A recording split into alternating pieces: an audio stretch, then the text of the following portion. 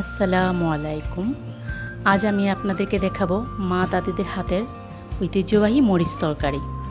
যাদের মাছ মাংস খেতে আর ভালো লাগছে না তারা ভিডিওটা দেখে নিন, ঝটপট তৈরি করে নিতে পারেন আমার মতো সুস্বাদু মরিচ তরকারি। আজ আমি এটা সাদা তেল দিয়ে রান্না করব। কড়াইতে সয়াবিন তেল দিয়ে দিলাম, তারপরে এতে দিয়ে দিব দুটো তেজপাতা ও দু টুকরো দারচিনি।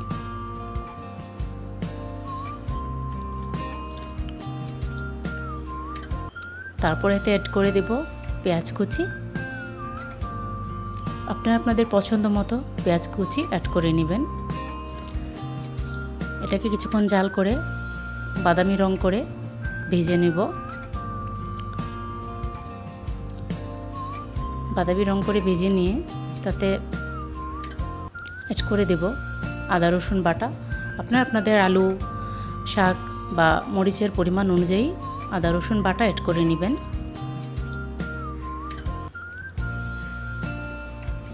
তারপরেতে দিয়ে দেব পরিমাণ মতো হলুদ গুঁড়ো,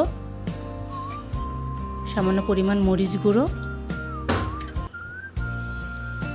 একটু নেড়ে চেড়ে চুলার আঁচটা কমিয়ে নিতে হবে যাতে মশলাটা পুড়ে না যায়। তারপর অ্যাড করে দেব ধনিয়া গুঁড়ো, সামান্য পরিমাণ জিরা গুঁড়ো এখন দিয়ে দিব। আর বাকি জিরা গুঁড়োটা আমরা যখন উঠাবো তরকারিটা রান্না শেষে তারপর অল্প একটু দিয়ে উঠিয়ে নেব। তারপর দিয়ে দেব পরিমাণ মতো পানি, দিয়ে মশলাটাকে কিছুক্ষণ কষাবো।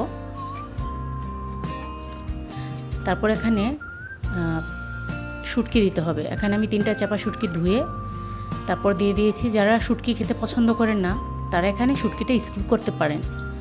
আর মরিচ তরকারিতে শুটকি দিলে খুব ভালো টেস্ট পাওয়া যায়। তারপর এখন এই পর্যায়ে দিয়ে দেব মরিচগুলো, দিয়ে 2 থেকে 2.5 মিনিটের মতো এটাকে ঢেকে রেখে দেব। কম আছে ঢেকে রেখে দিয়ে ডাল ঘুটনি দিয়ে এখন মরিচগুলোকে ভেঙে ভেঙে দিতে হবে। আর অনেকে চাইলে মরিচটাকে আগেও বেটে বা পিষে দিতে পারেন। সেক্ষেত্রে হয় কি মরিচের যে গ্রান সেটা আর থাকে না, মরিচ তরকারির স্বাদ নষ্ট হয়ে যায়। আমি মসুর ডাল আগে হালকা করে ভেজে পানিতে ভিজিয়ে ধুয়ে রেখেছি।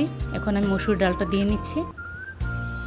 মসুর ডালটা দিয়ে নেড়ে চেড়ে আমরা 3-4 মিনিট ঢেকে কম আঁচে সিদ্ধ করে নেব মসুরির ডালটাকে। হালকা একটু সিদ্ধ হওয়ার পর তারপর আমরা আগে থেকে কুচিয়ে রাখা দেশি ছোট আলু সিদ্ধ করে রেখেছিলাম, এটা দিয়ে দেব। হালকা একটু মিক্স করে এখন তাতে অ্যাড করব লাউ শাক। লাউ শাকটা আমি ধুয়ে ঝরিয়ে কুচি করে রেখেছি। আপনারা আলু আর তরকারি পরিমাণ অনুযায়ী শাকটা দিবেন। শাকটা যেন কখনো আলু থেকে বেশি না হয় সেদিকে খেয়াল রাখবেন। আলু, শাক আর মরিচের কম্বিনেশনটা যেন সুন্দর মতো হয় সেদিকে খেয়াল রেখে শাকটা দিবেন। সরি, আমি লবণ দিতে ভুলে গিয়েছিলাম। এই পর্যায়ে আমি লবণ অ্যাড করে দেব। আপনারা যখন হলুদ মরিচ ওগুলো দিবেন তখনই কষানোর সময় লবণটা দিয়ে নেবেন। এখন আমি এটাকে ভালো করে মিশিয়ে নেব। মিশিয়ে উল্টে পাল্টে 3-4 মিনিটের মতো অল্প জালে কুক করে নেব।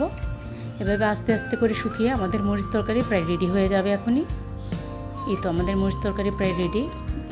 এটা এতই স্বাদের যে গরম ভাতের সাথে খেতে ভীষণ মজার। এভাবে বানিয়ে ঘরের সবাইকে খুশি করে দিতে পারেন।